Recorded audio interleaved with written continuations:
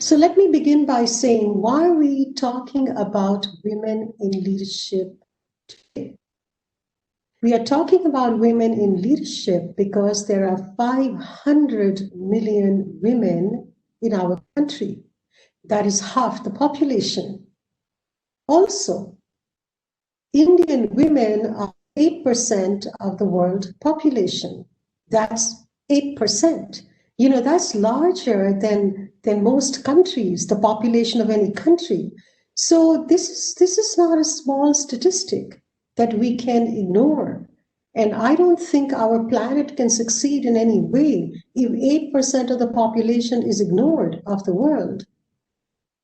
Not only that, we are talking about women in leadership because you cannot optimize your value and your wealth creation in the company until you involve everybody in the progress.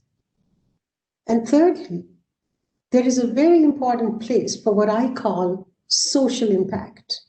Until we impact our communities, nobody is going to make any progress, neither business, nor institution, nor nations, nor cultures, nor geographies.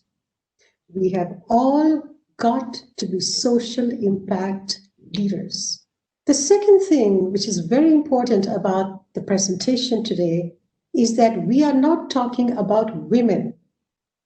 We are talking about leadership. So leadership needs to be redefined. It needs to be reformatted. It needs to be rebooted. And particularly now in the digital and the online era, I don't like to call it post-pandemic or pandemic era. It's just the digital era. Okay? In this digital era, leadership is not going to be what it used to be. In 6 months, we have actually crossed a century. The amount of change that has taken place would have actually taken a whole century to do. Leadership will be flat. Leadership will be based on the individual's capacity and capability. It will not be command and control. It will be about your own individual capacity. And that's what leadership is going to be like. Each individual will be a value creator in the new digital era. The third thing that I want to mention on why we're talking about women in leadership is that there is always a place for higher purpose in life. You know, there is purpose, which is why we come to work. There is purpose, which is why we do our jobs and our tasks and our goals. But after purpose, you have to raise the bar and you have to move to the higher purpose. And the higher purpose in life is called sustainability, because we must sustain the planet and the people. Now, we're talking about women in leadership cracking the mental mindset. My question is, what is a mindset? You know, everybody talks about a mindset, but what is a mindset?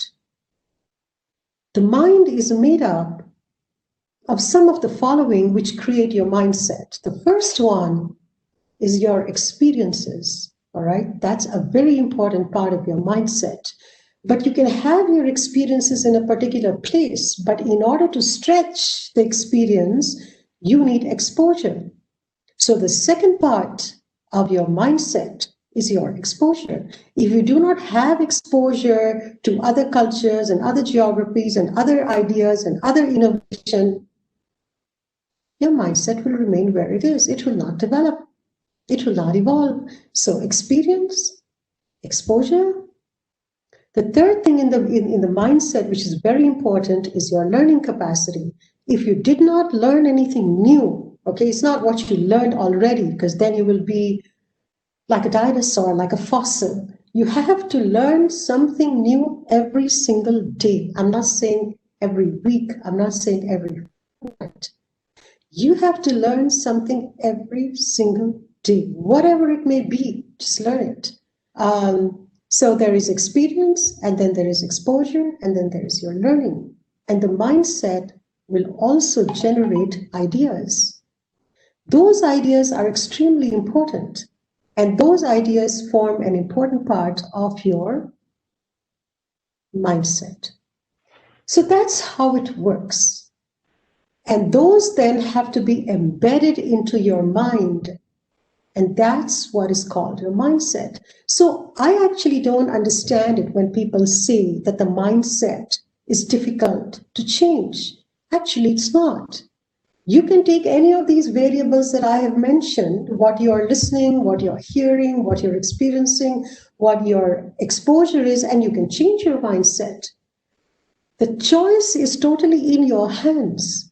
If you don't want to change it, you say, I can't change it. I don't want any new experience. I don't want any new exposure. I don't want any new ideas. I'm just a closed door.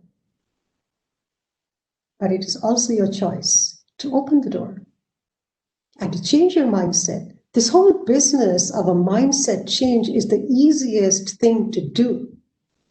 The simple thing is that you have to make the choice of opening your mind.